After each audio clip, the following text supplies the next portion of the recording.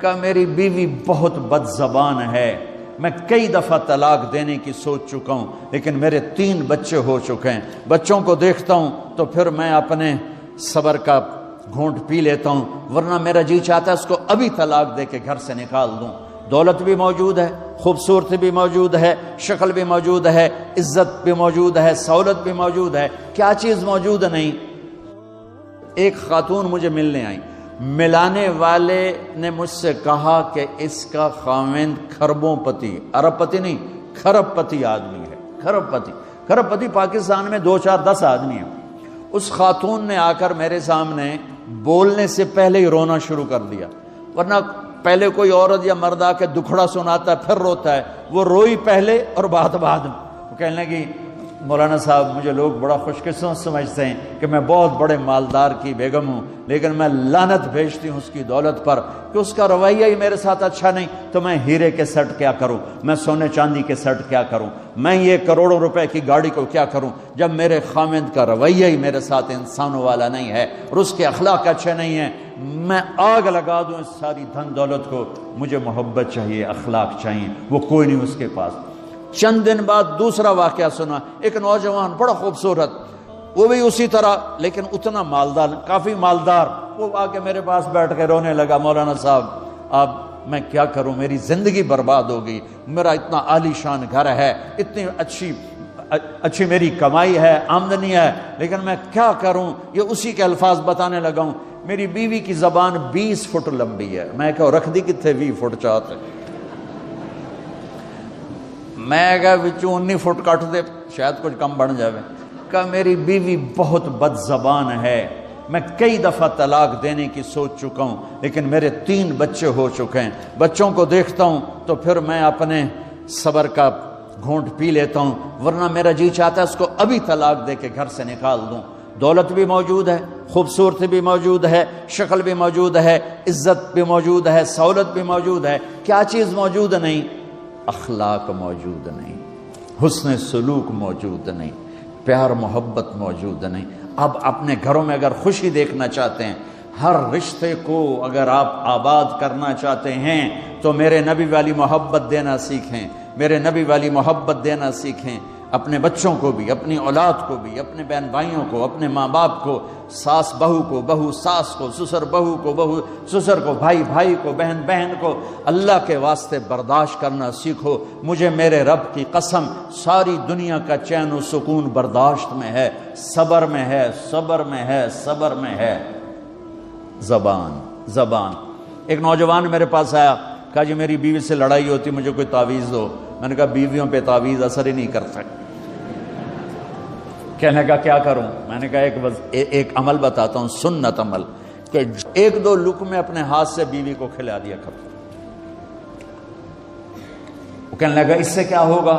میں نے کہا تو تم دیکھو گے، پھر میں پوچھوں گا تم سے کیا ہوگا۔ میں نے کہا یہ سنت عمل ہے، اس سے محبت بڑھے گی۔ کوئی 8-10 دن گزرے تو اس کا فون ویسے آ گیا حال احوال پوچھنے میرا، تو مجھے اپنی بات یاد آ گئی۔ میں نے کہا میری بات پہ عمل کیا تھا؟ کہنے لگا نہیں۔ میں نے کہا کیوں؟ کہنے لگا شرم آتی۔ میں نے کہا لڑتے ہوئے شرم نہیں آتی؟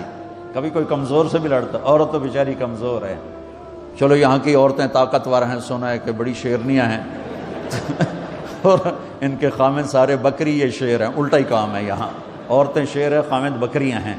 چلو بھائی تم مہربانی کر کے اپنے خامدوں کو عزت دو، اور ان سے کہتا اپنی بیویوں کو عزت دو، محبت سے رہو۔ تو میں نے کہا بے وقوف، کبھی کمزور کے ساتھ بھی کوئی لڑتا ہے، اس میں تمہیں شرم نہیں آتی اور اس میں شرم آتی ہے؟ سنت۔ میں نے کہا چل کر اور مجھے بتا۔ کوئی 2 گھنٹے بعد اس کا فون آیا، کہا مولانا دوپہر کا کھانا تھا، میں نے اپنی بیوی کے منہ میں لقمہ جو دیا نا تو اس کا منہ وہیں کھلا رہ گیا۔ وہ کہنے لگی تو نے خود تو کیا نہیں، کسی نے تجھے بتایا ہے؟ کس نے بتایا؟ تو بتا، تیرے اندر یہ ظرف نہیں ہے، تمہیں یہ سبق کس نے پڑھایا ہے؟ اس نے کہا مجھے یہ سبق مولوی طارق جمیل نے پڑھایا۔ تو کہنے لگا میری بیوی نے ایسے اپنی جھولی اٹھا لی اور کہا مولوی طارق جمیل اللہ اس کے بچوں کو سلامت رکھے جس نے تمہیں انسان بنایا۔ میرے بھائی بہنوں صبر کرنا سیکھو۔ ہماری ایک دھوبن تھی ماسی شریفہ، مر گئی بیچاری، تو وہ آ گئی میری بہن کے پاس، چھوٹا قد، موٹی ڈٹی، تو بڑی لڑک کی، پوری شیرنی۔ وہ آ کے کہنے لگی میری بہن کو, میری بہن تو انہوں چنگی طرح جان دی ہے, بی بی ہے میری نوواں بڑیاں لڑدیاں, میں نے کوئی تویز دے ساریاں میری نوکر بن جانا. اب میری بہن کو پتا تھا کہ سارا لڑائی دا تماشا تھا ماسی شریفاں تو شروع ہوندا, ادو تو ہوندا ہی کچھ نہیں, بیچاریاں معصوم جیاں چھوٹیاں چھوٹی عمر دیاں. تو میری بہن نے ایک تعویذ بنایا اور اس کو یوں رول کر کے نا اس کو کماسی شریفاں ہن جس لے تیری لڑائی ہوئے نا اس تعویذ تو چک مار کے بہ جانا ہے تے چھڑنا نہیں, جے تو چھڑیا تو مر جانا, اینو پکا کر کے رکھیں. اس نے کیا کیا, ماسی شریفوں کو چپ کروایا.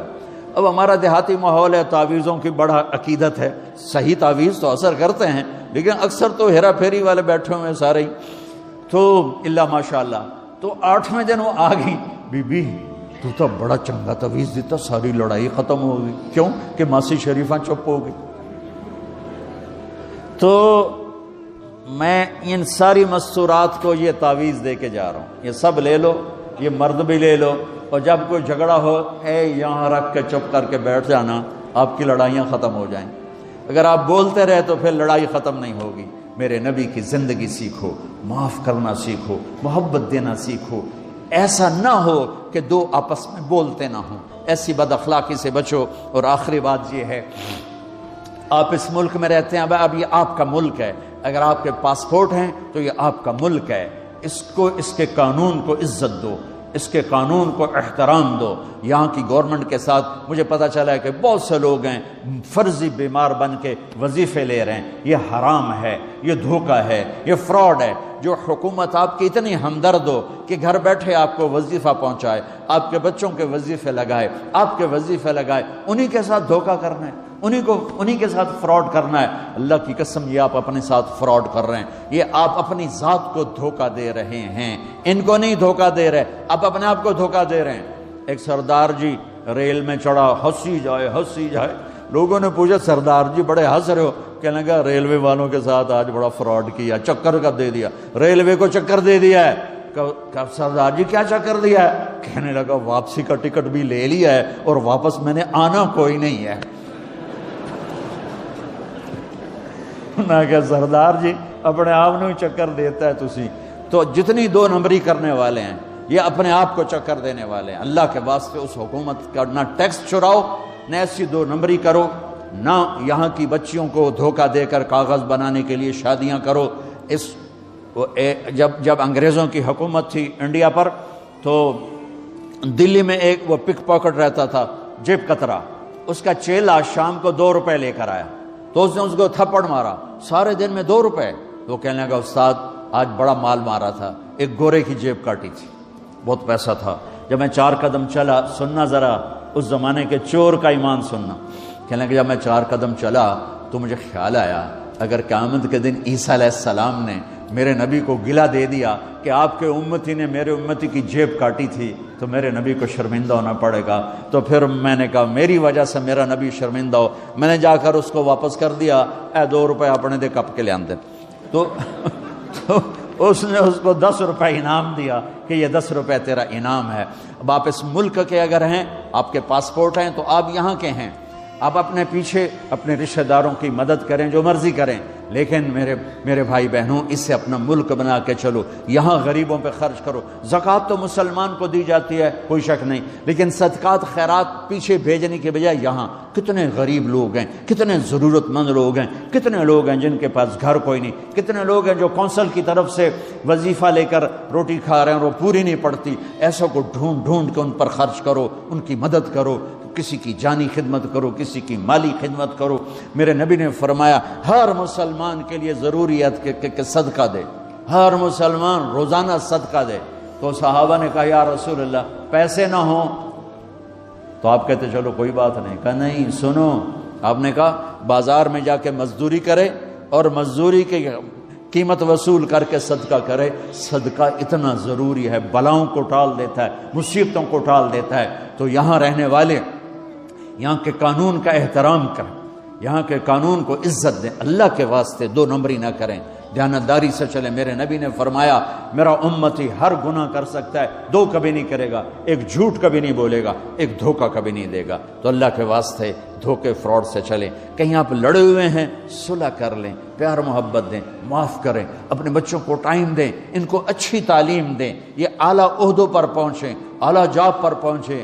ضروری نہیں ہے کہ تمہاری طرح مزدوریاں ہی کریں، ان کی تعلیم کا یہاں سکول بناؤ، یہاں کالج بناؤ، اپنے سکول بناؤ، اپنے کالج بناؤ، اپنی اولاد کو اچھی سے اچھی تعلیم دو کہ یہ آگے چل کے بڑے شعبوں پر اور بڑی جاب پر پہنچیں اور تمہارے لیے عزت بنے، باعث عزت بنے، باعث افتخار بنے۔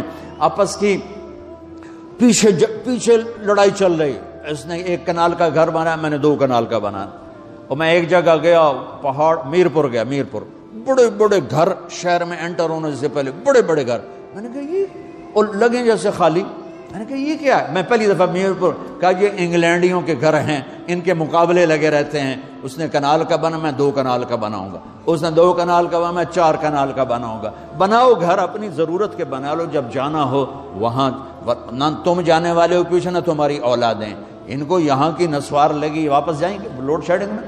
ایک پٹھان بھائی ناراض نہ ہونا، ادھر بہت ہیں پٹھان، تو ایک پٹھان کا خرگوش گم ہو گیا، خرگوش، تو لوگوں نے افسوس کیا خان جی آپ کا خرگوش گم ہو گیا، کہنے لگا خوچا کوئی بات نہیں ہے، ہم نے اس کو نسوار کا عادی بنایا ہوا ہے، جب نشہ ٹوٹے گا ہمارے پاس آئے گا۔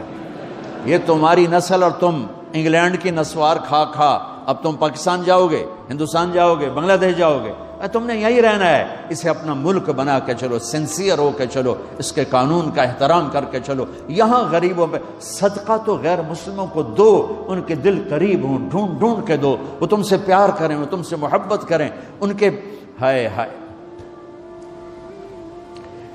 او میرے نبی تشریف فرما تھے، ایک طوائف گزری، طوائف پروسٹیٹیوٹ، وہ آپ کو دیکھ کے نا آپ کا مذاق اڑانے کے لیے، کیسا نبی ہے، اکیلے بیٹھ کے کھاتا ہے، کسی کو پوچھتا ہی نہیں۔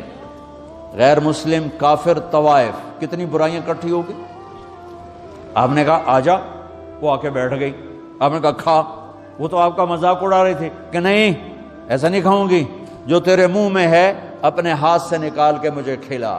اس کا خیال تھا یہ مجھے ڈانٹیں گے، کہیں گے اس کو اٹھاؤ، 2 چھتر مارو، اس کو دفع کرو، میں کہوں گی دیکھو تمہارا نبی کیسا ہے، اتنا بد اخلاق۔ تو انہوں نے کہا نہیں، جو تیرے منہ میں ہے وہ نکال اور اپنے ہاتھوں سے میرے منہ میں ڈال۔ میرے نبی نے کہا یہ لو، آپ نے لقمہ منہ سے نکالا اور اس کے منہ میں ڈالا۔ اب پنجابی کی مثال ہے، کبے نو لت لگی اور سدھا ہو گیا۔ میرے نبی کے منہ کا لعاب جب اس طوائف کے منہ میں گیا، وہ ساتھ ہی کلمہ پڑھ گئی، ایمان لے آئی اور مدینے کی شریف ترین عورت بن گئی۔ میرے نبی تو اس طرح اخلاق والے تھے۔ یہاں تو نوکر سسٹم نہیں، میں پاکستان میں بھی روتا رہتا ہوں کہ نوکروں کے برتن الگ ہیں اور مالکوں کے برتن الگ ہیں، عورتوں کی نوکروں کی پلیٹ الگ ہے اور مالکوں کی پلیٹ الگ ہے۔ میرے نبی نے طائف کے کافر آئے، روزانہ ان کے ساتھ بیٹھ کے رات کو کھانا کھاتے تھے، ان کا جھوٹا کھاتے تھے۔ یہ اخلاق تھے جس نے انہیں کلمے میں داخل کر دیا۔ نجران کے جوڑ نظر آئے گا، اور میرے رب کی سنو، ان استقالنی عقلت لا، تو توبہ توڑ کے لے آئے 1 دفعہ یا 1000 دفعہ، ایسا جوڑوں گا کہ جوڑ نظر ہی نہیں آئے گا، بے جوڑ کر دوں۔ اور یہ تیرے کرامن کاتبین کو بھی نہیں پتہ چلے گا کہ یہ توبہ ٹوٹی ہوئی ہے اور ٹوٹ کے جڑی ہے یا ٹوٹی نہیں۔ اللہ ایسی توبہ ہماری قبول کرے گا۔ جب ہو توبہ کرو، جب ہو توبہ کرو۔ تو نیت کرتے ہو توبہ کی؟ اگر ہم نے سچے دل سے کر لی تو اللہ کی قسم یہیں بیٹھے بیٹھے ہم سب ایسے ہو جائیں گے جیسے ماں کے پیٹ سے نکلے ہوں۔ اور پھر اگر ٹوٹ جاتی ہے، وہاں جا کے ٹوٹ جاتی، پھر کہنا یا اللہ میری توبہ۔ ماں تنگ آ کے شاید بچے کو مارنے لگ جائے، لیکن میرا رب کبھی تنگ نہیں پڑتا، جب بھی جھکو گے معاف کرے گا، جب بھی جھکو گے معاف کرے گا۔ اللہ تعالی ہمیں توفیق دے۔ تو میرے ساتھ کہو یا اللہ میری توبہ، پھر کہو یا اللہ میری توبہ، پھر کہو یا اللہ میری توبہ۔ اب اگر دل سے ہے تو سب معاف ہو گیا۔ آپ سب کو مبارک۔ جمعہ سے جمعہ تک کے جتنے گناہ ہوتے ہیں وہ اللہ تعالیٰ معاف فرما دیتے ہیں، اور جو جتنی جلدی جا کے بیٹھتا ہے امام کا خطبہ سننے کے لیے اس کو اتنا زیادہ اجر ملتا ہے۔ تو آج رمضان کا پہلا جمعہ ہے کہ ہم اس کا اہتمام کریں۔ رمضان المبارک میں جنگ بدر ہوئی، 17 رمضان جمعے کا دن، اور اللہ نے قیامت کو بھی جو قائم کرنا ہے جمعے کا دن، تو ہر دن اللہ کی بارگاہ میں بابرکت ہوتا ہے اگر ہم اس میں اللہ کی مان کے چل رہے ہیں، اور رمضان شریف میں خاص طور پر، اور پھر جمعہ ہو تو خاص طور پر اس میں ہم اپنی عبادت کو بنائیں۔ درود شریف جمعے کے دن کا مبارک عمل ہے کثرت سے درود شریف پڑھنا، اور 300 دفعہ جو درود شریف پڑھ لیتا ہے وہ کثرت میں شمار ہو جاتا ہے، اوپر کی کوئی حد انتہا نہیں ہے۔ ہمارے ایک رشتہ دار تھے، وہ انتقال ہو گیا، اللہ ان کو درجہ بلند کرے، وہ روزانہ ایک دن میں 10,000 دفعہ درود شریف پڑھا کرتے تھے، ہر وقت تسبیح ان کے ہاتھ میں ہوتی تھی اور روزانہ 10,000 دفعہ درود شریف پڑھا کرتے تھے۔ تو میرے بہن بھائیوں، میرے عزیزوں، اللہ تعالیٰ نے ہمیں ہر نماز کی بڑی اہمیت بتائی ہے، ہر نماز کی، لیکن خاص طور پر جمعے کی بڑی فضیلت ہے، اور جمعہ بھی رمضان المبارک کا ہو تو اور زیادہ وہ باعث برکت ہے، قابل رحمت ہے۔ تو روزے کا بھی اہتمام ہو اور ساری نمازوں کا اہتمام فرمائیں، کوئی باجماعت پڑھنے کی کوشش کریں، کوئی جماعت سے رہ جائے تو پھر اس کو چھوڑیں نہیں، اسے ضرور پڑھ لیں، کہ نماز کی اللہ تعالیٰ نے جتنی تاکید قرآن میں کی ہے اور کسی کی اتنی تاکید نہیں کی، اور اللہ تعالیٰ نے 10 دفعہ اقیم الصلاۃ اقیم الصلاۃ اقیم الصلاۃ وآتوا الزکاۃ، تو 10-12 دفعہ اللہ نے قرآن میں براہ راست حکم کیا اقیم الصلاۃ وآتوا الزکاۃ۔ اور ادھر اللہ پاک کی رحمت کے دروازے کھلے ہوئے ہیں، اللہ کا عرش پہلے آسمان پر ہے، جنت کے دروازے کھل چکے ہیں، جہنم کے دروازے بند ہو چکے ہیں، اور میرے نبی کا فرمان ہے کہ اگر میری امت کو پتہ چل جائے رمضان کیا ہے تو تمنا کریں گے کہ سارا سال ہی رمضان ہو، اتنی اللہ کی رحمت ہوتی۔ اللہ نے فضل فرمایا، صرف 1 مہینے کے لیے ہمیں اللہ تعالیٰ نے اس کا پابند کیا۔ تو میرے بھائی بہنوں، اس مہینے کو قیمتی بناؤ، کسی سے ہم لڑے ہوئے ہیں ہم صلح کر لیں، مرنے والے سے پوچھو کہ لڑائی کا کیا نقصان ہوتا ہے، مرنے والے سے پوچھو دنیا کی دوڑ کا کیا نقصان ہوتا ہے، مرنے والے سے پوچھو ماں باپ کی نافرمانی کا کیا انجام ہوتا ہے۔ امام بخاری رحمۃ اللہ علیہ نے ایک واقعہ نقل کیا ہے کہ ایک گاؤں میں ایک نوجوان کو دفن کیا گیا، تو عصر کے بعد اس کی قبر پھٹتی اور وہ قبر سے نکلتا، اور اس کا چہرہ گدھے کا ہوتا تھا، اور وہ 3 دفعہ گدھے کی آواز میں آواز نکالتا تھا، پھر وہ قبر میں گرتا تھا، قبر مل جاتی تھی۔ تو لوگوں نے اس کی ماں سے پوچھا کہ یہ کیا چکر ہے؟ تو اس کی ماں نے بتایا کہ شرابی تھا، شراب پیتا تھا، تو میں اسے روکتی تھی نہ پیا کر، تو وہ آگے مجھے کہتا تو کیا گدھے کی طرح آوازیں نکالتی رہتی ہے، مجھے نہ سنایا کرو۔ تو اللہ تعالیٰ نے تھوڑا سا اس کا انجام دکھا دیا کہ ماں باپ کو اس طرح تکلیف دینے سے کیا ہوتا ہے۔ تو بھائیو، ایک تم نماز کو زندہ کریں۔ میرے نبی نے کہا جعلت قرۃ عینی فی الصلاۃ، نماز روزے سے بڑا فرض ہے، میری آنکھوں کی ٹھنڈک نماز میں ہے۔ اور جب آپ دنیا سے تشریف لے جا رہے تھے تو آپ نے پورے دین کو 2 لفظوں میں بیان کیا، ایک ہے حقوق اللہ، ایک ہے حقوق العباد، اور ایک ہے بندگی اور ایک ہے معاشرت۔ تو آپ نے فرمایا الصلاۃ، جب آپ دنیا سے تشریف لے جا رہے تھے آپ نے حضرت ام عائشہ رضی اللہ عنہا علیہ السلام کے سینے پر یوں سر رکھا ہوا تھا، اس طرح کر کے ایسے، اور ام عائشہ نے آپ کو سہارا دیا ہوا تھا، اپنے سینے پر لٹایا ہوا تھا۔ تو آپ فرما رہے تھے الصلاۃ وما ملکت ایمانکم، میری امت ایک نماز نہ چھوڑنا، اور ایک میری امت کے غریب طبقے پر رحم کرنا، ان کے ساتھ آسانی کا سلوک کرنا، ان پر سختی نہ کرنا، ان سے نرمی کا سلوک رکھنا۔ پھر الصلاۃ وما ملکت ایمانکم، نماز نہ چھوڑنا، نماز نہ چھوڑنا، نماز نہ چھوڑنا۔ اور آخری الفاظ بھی یہی تھے الصلاۃ الصلاۃ الصلاۃ، نماز نماز نماز۔ پھر فرمایا اللہم الرفیق اللہ۔ یہ بیان کر کے اس بعد اللہ نے نا ایک بہت زبردست بات کی ہے، تینوں کو اللہ تعالیٰ نے ایڈریس کیا ہے، تینوں سے بات کی ہے۔ یا ایہا الناس، یا ایہا الذین آمنوا نے کہا، یا ایہا الذین کفروا نے کہا، یا ایہا الذین منافقون نے کہا، یا ایہا الناس، اے ہے پوری دنیا کے انسانوں، جو اس وقت یہ 3 کیٹیگری ہیں اور جو قیامت تک آئیں گے۔ ایک بات کے لیے پیدا کیا ہے تو اس ایک بات کو اللہ بیان کیسے کرتا ہے؟ ایک تو یا ایھا الناس میں لگتا ہے جیسے ایک بہت بڑا زبردست طاقتور وہ خطاب کر رہا ہے۔ بھائی دوستو بزرگو، یہ بھی تو ہے نا؟ نہیں، یہ نہیں ہے، اس میں ایک روب ہے اور ایک ہیبت ہے، ایک جلال ہے۔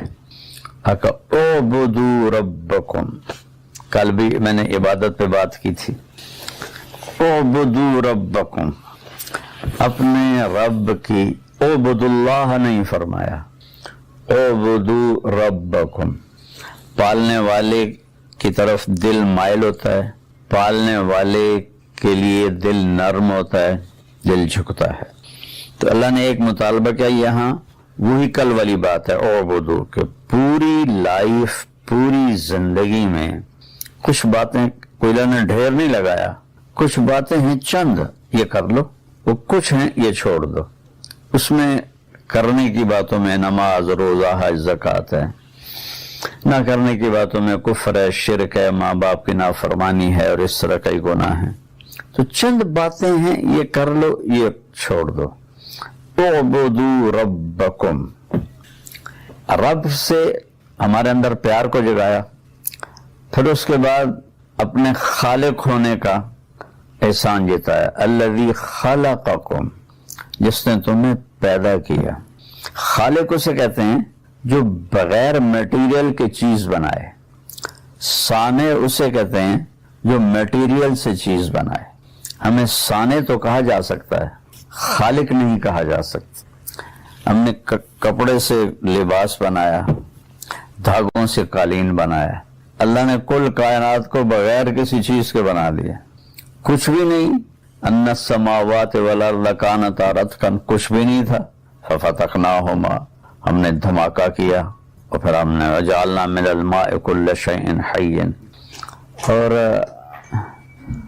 بدیع اسے کہتے ہیں جو بغیر نمونے کے چیز بنائے۔ اس فون کا ایک پچھلا نمونہ ہے، اس پر یہ فون بنا ہے۔ اب ذرا سوچو کائنات میں کتنی مخلوق ہے، کسی ایک کا میٹیریل کوئی نہیں، کسی ایک کی شکل کوئی نہیں، کوئی شیر کے سامنے پکچر نہیں ہے، کسی قسم کی کوئی ڈرائنگ اللہ کے سامنے کوئی نہیں، اور اس نے کیا بنا دیا؟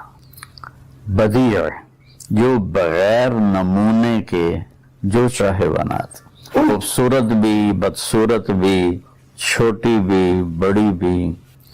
تو کہا اعبدوا ربکم، میں تمہارا پالنے والا ہوں، والذین من قبلکم، الذی خلقکم والذین من قبلکم، پالنے والا بھی ہوں اور خالق ہوں، بغیر میٹیریل کے بنایا تمہیں، جو تم سے پہلے تھے ان کو بھی بنایا ہے۔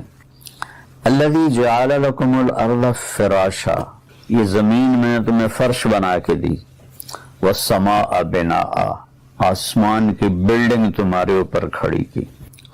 زمین 24,000 کلومیٹر ہے۔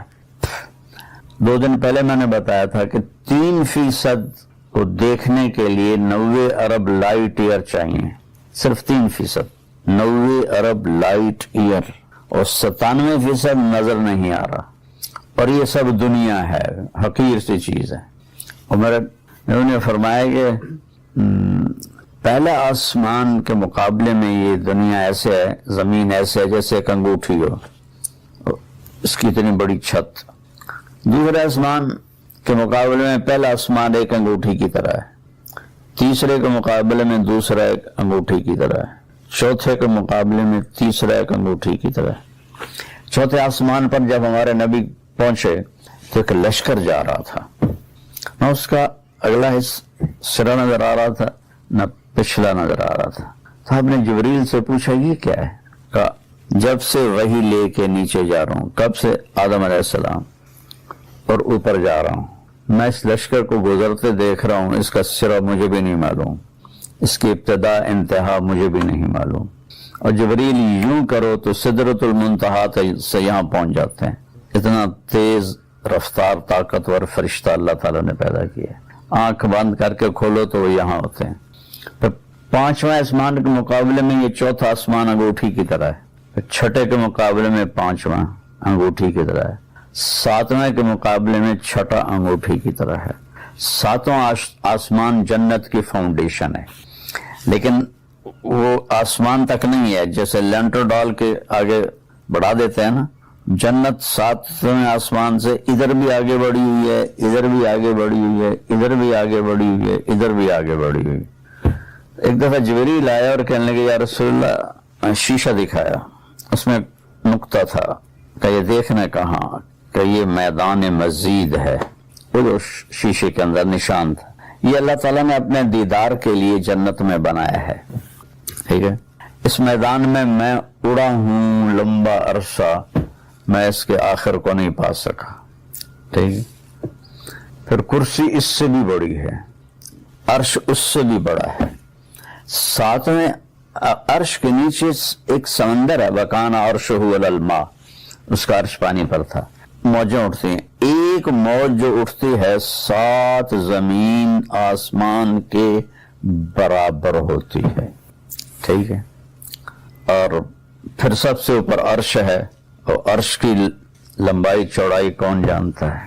اب تھوڑا اپنی زمین پر آؤ، الذی جعل لکم الارض فراشا، یہ جو میں نے تمہیں فرش بنا کے دی، یہ 24,000 کلومیٹر ہے ٹوٹل۔